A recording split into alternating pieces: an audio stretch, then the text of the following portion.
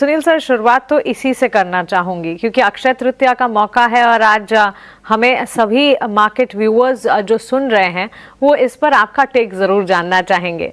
देखिए, asset class के लिहाज से गोल्ड सिल्वर में मौके ढेर सारे हैं।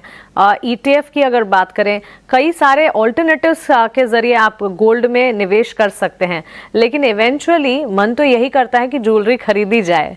तो सबसे पहले तो हमारे माध्यम से आपको सुन रहे व्यूअर्स को ये एडवाइस दीजिए कि गोल्ड में इस वक्त निवेश का नजरिया क्या होना चाहिए या नहीं, क्योंकि करेक्शन की भी बात कही जा रही है और आप ही के जैसे दिग्गज की अगर माने तो एक्सपेक्टेड है करेक्शन, जितना बढ़ गया है गोल्ड यहाँ से करेक्शन फेज भी नजर आएगा। नहीं, मेरा मानना है कि करेक्शन आ सकता है, मगर फिर भी एक रुझान गोल्ड का पॉजिटिव ही है और इसके पीछे कारण है कि अनसर्टेनिटी का माहौल में गोल्ड की दाम ऑलवेज बढ़ती है, नंबर वन। नंबर टू है कि दुनिया में क्या हो रहा है कि ये रिटेलर्स को छोड़िए, जैसे ज्वेलरी हम खरीदते हैं, India largest buyer of retail gold है, मगर दो बड़े चीज सामने हैं। वो एक है कि चीन, जापान और यूरोप जैसे देश अपने डॉलर के निवेश को गोल्ड में धीरे धीरे बदलती आ रही है, वो तेजी पकड़ रही है, और क्योंकि वो यूएस के ऊपर अपना डिपेंडेंस कम करना चाह रहे हैं, तो वो एक बात है कि गोल्ड का डिमांड सॉवरेन वेल्थ फंड से जारी रहेगी। सेकंड, अमेरिका भी देखिए अपना इंग्लैंड से जो गोल्ड है वो वापस लेके आ रही है, वो भी एक करेंसी का एक सपोर्ट बना रही है। मानते हैं कि अभी वो गोल्ड रिजर्व नहीं रहा करेंसी का, मगर फिर भी अमेरिका भी अपनी गोल्ड को शायद रिवैल्यू कर सकते हैं, ये एक सोच आ रही है, मार्केट में कुछ खबर आ रही है, तो उस हिसाब से वो भी अपना गोल्ड का रिजर्व बढ़ा रहे हैं। तो मेरे ख्याल में गोल्ड में करेक्शन और वॉलिटिलिटी जरूर रहेगी, क्योंकि कोई अर्निंग्स वार्निंग्स नहीं है इसमें एक प्रेडिक्शन करने के लिए, मगर जरूर माहौल जो है वो अभी भी मेरे लिए पॉजिटिव है गोल्ड के लिए। शायद उतनी तेजी से बढ़ेगी नहीं जितना पिछले 5-10 साल में हुआ है, वो हो सकता है, मगर फिर भी गोल्ड एक इंपॉर्टेंट पार्ट आपके एसेट एलोकेशन में होना चाहिए। सेकंड, आपने भी ईटीएफ का जिक्र किया। मैं मानता हूं कि बेस्ट आपको एक गोल्ड खरीदने का रास्ता है मल्टी एसेट फंड, जो कि कई म्यूचुअल फंड ऑफर करते हैं। उसमें क्या है कि अप टू 20% वो गोल्ड को अलोकेशन रखते हैं। डिफरेंट म्यूचुअल फंड्स का डिफरेंट आउटलुक है, मगर अगर आप चुनेंगे किसी फंड जहां पे एटलीस्ट 15-20% गोल्ड रख रहे हैं, तो उसके अलावा उनका जो इक्विटी में जो निवेश होता है, तो मेरे लिए इक्विटी में भी अभी एक अच्छी बाय ऑन डिप्स की स्ट्रैटेजी चल रही है। तो मल्टी एसेट फंड के जरिए अगर आप गोल्ड भी खरीदें और इक्विटी भी खरीदें, तो वो एक बेहतर, इस अक्षय तृतीया के दिन पे बहुत बेहतर ऑप्शन होगा, और आने वाले कुछ महीनों के लिए ये स्ट्रैटेजी जारी रहेगी। मेरे मन में एक बहुत बढ़िया स्ट्रैटेजी। ठीक है सुनील सर, सारे सर्कमस्टांसेस को देखते हुए अभी आईटी पे आपका टेक क्या है? एक तरफ यूएस के अंदर थोड़ा सेटलमेंट हमारा हो रहा है, दूसरी तरफ नंबर्स वगैरह भी इतने ख़राब नहीं दिख रहे। तीसरा, वैल्यूएशन हंटिंग यहाँ पे हो सकती है क्योंकि बहुत ज़्यादा चला हुआ नहीं है। तो आपका टेक क्या है सर आईटी पे? मेरा आईटी पे है कि बाय ऑन ड्रिप्स का स्ट्रेटेजी होगा। जैसे आपने कहा, कुछ ज्यादा मूवमेंट्स नहीं हुए और अर्निंग्स भी रीजनेबल के लेवल पे है, और यहाँ से ज्यादा डाउनसाइड मुझे नहीं दिखती है। मगर ये पहलगाम वाले जो कांड है उसके कारण मार्केट में वॉलिटिलिटी में करेक्शन जो आ सकती है, वो आईटी को भी इम्पैक्ट करेगी। तो मेरे ख्याल में आईटी को बाय ऑन डिप्स करना अच्छा स्ट्रैटेजी होगा, क्योंकि जो बैड न्यूज था कि ट्रम्प के टैरिफ के कारण यूएस की इकोनॉमी थोड़ी डाउनटर्न में जाएगी और इसलिए यूएस कॉर्पोरेट्स भी अपना अर्निंग्स को डाउनग्रेड करेंगे और आईटी पे ज्यादा खर्चा शायद नहीं करेंगे। ये बात थी जो आईटी में करेक्शन इंड्यूस किया था।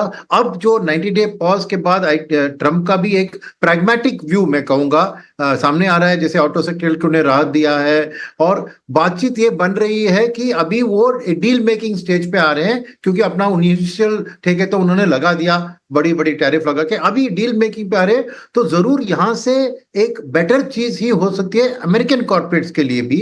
तो उस हालत में डेफिनेटली जो उनकी आईटी बाइंग की एक बहुत नेगेटिव व्यू थी, वो उतनी नेगेटिव नहीं रहेगी। तो मेरा ख्याल है कि जो आईटी कंपनियों ने गाइडेंस दिया, उन्होंने दिया क्योंकि वो नेगेटिव माहौल था। तो एक्चुअल रियलिटी में turn out to be better than their expectation also guidance. वो एक बात मुझे याद रखनी है। सेकंड, आप देखेंगे तो मेरे को एफआई की जो वापसी आ रही है ना, उसमें आईटी में बाइंग आएगी, क्योंकि क्या है कि आईटी के सेक्टर के एक एडवांटेज क्या है कि जो वो सेल करते हैं अमेरिकन कंपनीज को, बड़े दिग्गज को, वहां फॉरेन इंस्टीट्यूशनल इन्वेस्टर्स का जानकारी बहुत अच्छा है। तो उनको एक काउंटर चेक इजीली कर सकते हैं कि क्या आप इतनी इन्फोसिस से खरीद रहे हैं, विप्रो से खरीद रहे हैं, तो एक रियलिटी चेक उधर आ जाता है। तो आईटी में कंफर्ट ऑलवेज एफआईएस का ज्यादा होता है, तो जैसे ही कोई भी रिलैक्सेशन रिलीफ आती है मेरे ख्याल में वो आईटी में बाइंग करेंगे। तो इसीलिए मेरे ख्याल में आईटी का आउटलुक अभी मैं बदलते हुए थोड़ी एक बाय ऑन डिप्स का स्ट्रेटजी रखूंगा। और लार्ज कैप में ये सब बात हो रही थी, तो मिड एंड स्मॉल कैप में भी मुझे एक पॉजिटिव आउटलुक इसके कारण आ रही है, mid and small cap IT में, कि एआई का जो रेवोल्यूशन जा रहा है वो जरूर तेजी पकड़ेगा और वहां पे डाउनस्ट्रीम बिजनेसेस को एआई कंसल्टिंग की जरूरत होगी। और हमारी जो mid and small cap IT कंपनियां हैं शायद वो उधर आगे होंगे in terms of innovation and offering AI related consulting services. तो उधर भी मेरे को एक पॉजिटिव आउटलुक सामने दिख रही है। तो मैं सोचूंगा कि ये माहौल में जो भी करेक्शन आती है due to the Pahalgam matter, आपको आईटी स्टॉक्स एक डिफेंसिव मगर बाय ऑन डिप्स से कुछ अच्छी वेल्थ क्रिएशन भी बन सकती। सुनील सर, ग्लोबल अनसर्टेनिटीज तो हैं, जियोपॉलिटिकल टेंशंस भी हैं, बावजूद इसके डोमेस्टिक मार्केट, भारतीय बाजार का अंडरटोन इस वक्त कैसा नजर आ रहा है, ये आपसे समझना चाहूंगी। क्योंकि देखिए क्वार्टरली रिजल्ट्स का सिलसिला इस वक्त जारी है और मेजर रिजल्ट्स जो बैंक्स फाइनेंशियल्स के आए हैं कह सकते हैं कि बुरे नहीं हैं, अच्छे नतीजे आते हुए दिखे हैं।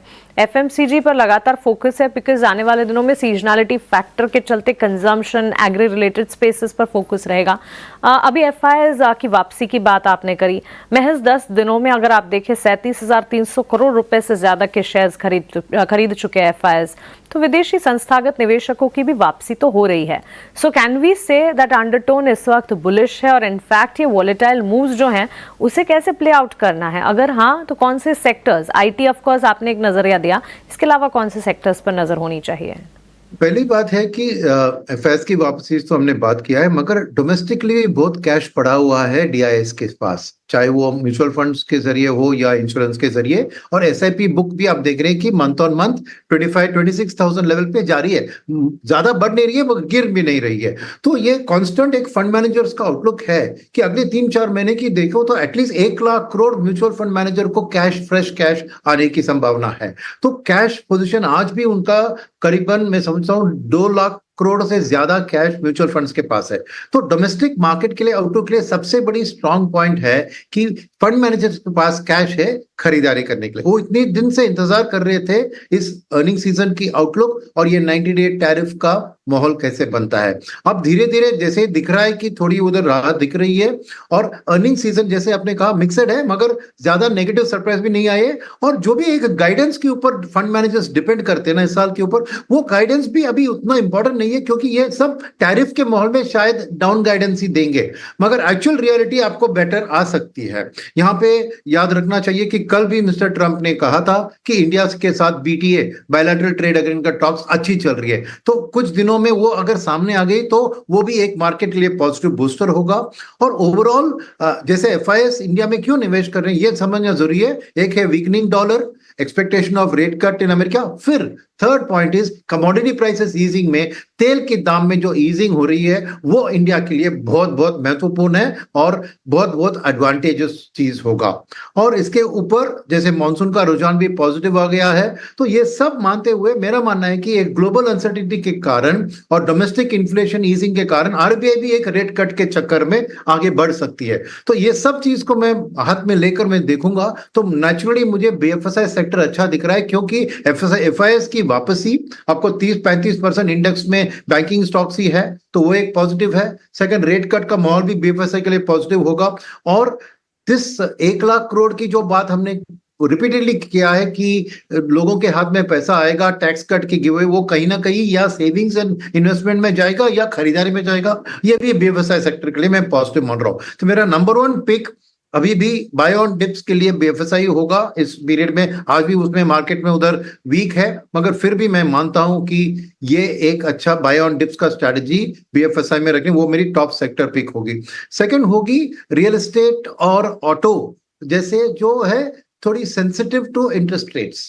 तो ये रेट सेंसिटिव स्टॉक्स का भी एक रेट कट प्लस ईएमआईज घटेंगे और पीपल के हाथ में पैसा ज्यादा है, तो आने वाले दिन में मैं समझता हूं कि consumer discretionary, consumer durables auto, real estate, यहाँ पे भी आपको एक पॉजिटिव डिमांड अपसर्ज की एक एक्सपेक्टेशन रख सकते हैं। तो यहाँ पे भी मेरी सेकंड पिक होगी overall broader consumer discretionary sector. ये दो मेरे लिए सबसे एडवांटेज पिक्स हो गए। और आईटी का मैंने किया क्योंकि एक as a defensive play and क्योंकि थोड़ी बैड न्यूज उधर ऑलरेडी प्राइस में है, वो भी एक अपसाइड की स्थिति में मेरे सामने दिख रही है।